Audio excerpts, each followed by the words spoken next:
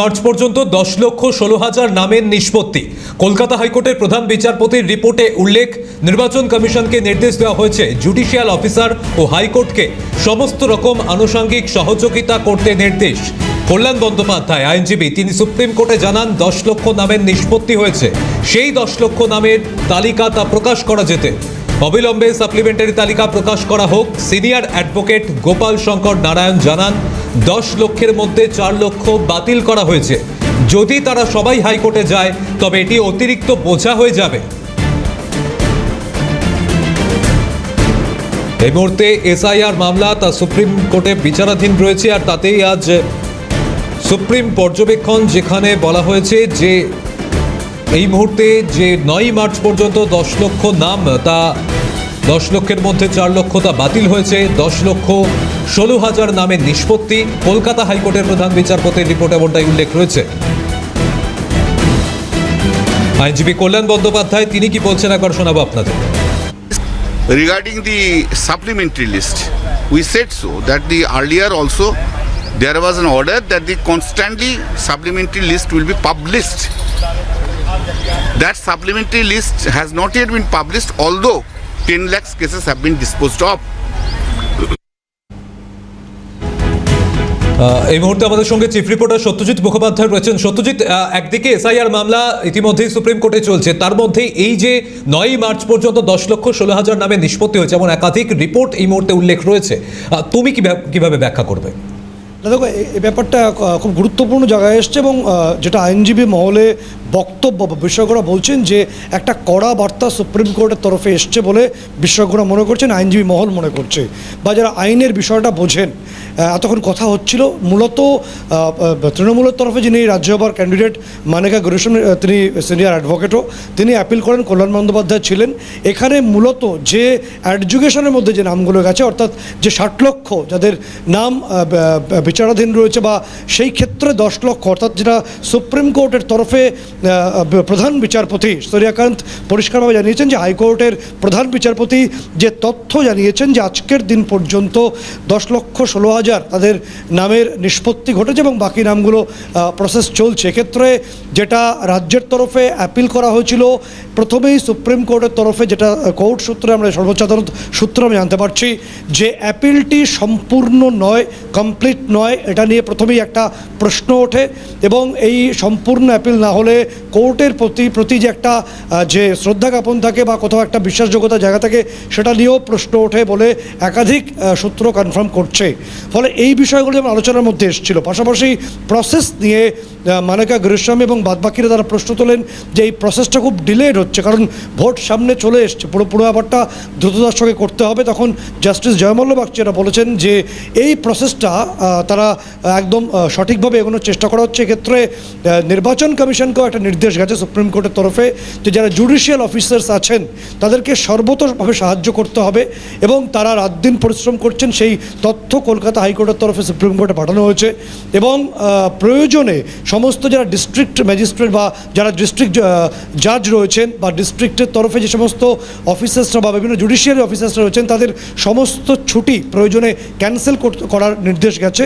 রোববার দিনও কাজ করার বিষয় আছে এবং এখনও পর্যন্ত 719টি যে লগ ইন আইডি অন করা হয়েছে কাজটার গতি আনার জন্য, এবং এই বিষয়টা নিয়ে পুরোপুরি আলোকপাত করা হচ্ছে। এবং একই পাশাপাশি রাজ্য তরফে কল্যাণ বন্দ্যোপাধ্যায় তিনি বলেন যে সাপ্লিমেন্টারি যে লিস্ট সেটাকে সামনে আনা হোক, তাহলে কতজনের নাম এসছে সেটা পরিষ্কার হবে। এরকমভাবে আধ ঘন্টার একটা কথোপকথন সুপ্রিম কোর্টে আজকে একটা বেশ তপ্ত পরিবেশই হয় বলে তথ্য উঠে আসছে এবং রাজ্যের ক্ষেত্রে, অর্থাৎ রাজ্যের তরফে যে 2টি অ্যাপিল করা হচ্ছে সেই বিষয়টাও উঠে আসে। ফলে গোটা বিষয়টা নিয়ে সুপ্রিম কোর্টের যে অবজারভেশন বলে আইনজীবীরা মনে করছেন, সেটা বেশ কড়া প্রতিক্রিয়া আপাতভাবেই উঠে আসছে। সত্যজিৎ, এখান থেকে তোমার কাছে জানতে চাইবো, এই যে সাপ্লিমেন্টারি তালিকা তা দ্রুত প্রকাশ করক, এই যে আবেদনটা রাখা হয়েছে, এই মুহূর্তে সাপ্লিমেন্টারি তালিকা কতটা গুরুত্ব রাখছে? দেখো এখানে একটা জিনিস তো বোঝার চেষ্টা করা হচ্ছে যে কোন কোন নামগুলো আছে, কিভাবে আছে, এবং 10 লক্ষের নাম মধ্যে একটা 4 লক্ষের একটা সংখ্যা বলা হচ্ছে অলরেডি ডিলিট নাকি আবার সেটা দেখি নেই, এরকম একটা ছবি উঠে আসছে। ফলে সাপ্লিমেন্টারি লিস্ট প্রকাশিত হলে যেটা মনে করা হচ্ছে যে এই যে ব্রেকআপ যে পর্যায়টা থাকে না, যে কতগুলো ধাপে সেই তথ্যগুলো উঠে আসছে, কতগুলো নাম আছে, আপডেট যে ফরমেশনটা বা ফরম্যাটটা উঠে আসে, এই কারণেই সাপ্লিমেন্টারি যে লিস্টের কথা বলা হচ্ছে। তবে এক্ষেত্রে সুপ্রিম কোর্টের তরফে যেটা অ্যাসিওর করা হচ্ছে যে পুরো প্রসেসটাই অন টাইমেই সম্ভবত হবে, এবং প্রয়োজনে যদি না হয় তার প্রয়োজনীয় ব্যবস্থা তারা নেবেন, যেটা জাস্টিস জয়মাল্য বাগচীর উল্লেখ করেছেন।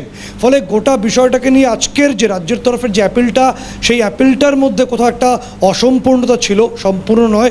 এই বক্তব্য যেমন উঠে আসছে, এই ছবিটা যেমন উঠে আসছে, তেমনি গোটা বিষয়টা নিয়ে আরও পরিস্থিতি জটিল হতে পারে, এবং সেই আইনগত বা আইনি জায়গাটা থেকে অর্থাৎ জুডিশিয়াল অফিসার্স যারা আছেন তাদের কাজের পরিসর বা তারা কত দ্রুতভাবে কাজ করবেন সেটা নিয়েও রাজ্যের তরফে আজকে প্রশ্ন উঠে এসছে। তাহলে এই যে এই আপিলের ক্ষেত্রে আরও একটি বিষয়, যে এই আপিলের ক্ষেত্রে যে ট্রাইব্যুনাল গঠন হবে, এই বিষয়টাও সুপ্রিম যে আজকে স্পষ্ট করেছে, তাহলে এটা কি পরিস্থিতি আরও জটিল করতে পারে? না দেখো, এখানে কাজের যে পরিসরটাকে, অর্থাৎ মূল ব্যাপারটা তো ভোট, সঠিক সময়ে ভোটটাকে কমপ্লিট করা, এটা যেমন ইলেকশন কমিশন অফ ইন্ডিয়ার একটা মূল কাজ। রাজ্যের তরফ একটু সত্যজিৎ বিরত করছে এই মুহূর্তে আমাদের সঙ্গে তৃণমূল নেতা বৈশ্বনাথ চট্টোপাধ্যায় রয়েছেন। সত্যজিৎ, তোমার প্রশ্ন, চিফ রিপোর্টার সত্যজিৎ মুখোপাধ্যায় রয়েছেন বৈশ্বনাথ আমার সঙ্গে। বৈষ্ণবদা, যেটা বিষয় উঠে আসছে যে আজকে মেনকা গুরুস্বামীর তরফে যে অ্যাপিল সুপ্রিম কোর্ট, আপনি জানেন ইতিমধ্যে, সেক্ষেত্রে সুপ্রিম কোর্টের কিছু অবজারভেশন উঠে আসছে, এবং 10,16,000 নিষ্পত্তির কথা হাইকোর্টের তরফে জানানো হয়েছে। বাকি জুডিশিয়াল অফিসাররা তারা জোর কদমে কাজ করছে। আপনার ব্যাখ্যাটা জানতে চাইবো গোটা পরিস্থিতির উপরে, বা আজকের যে বিষয়টি সুপ্রিম কোর্টে হলো। 8 লক্ষের মধ্যে 10 লক্ষ নিষ্পত্তি হলে তো 50 লক্ষ বাকি থেকে যায়, তাহলে সেই 50 লক্ষ কি হবে এখন?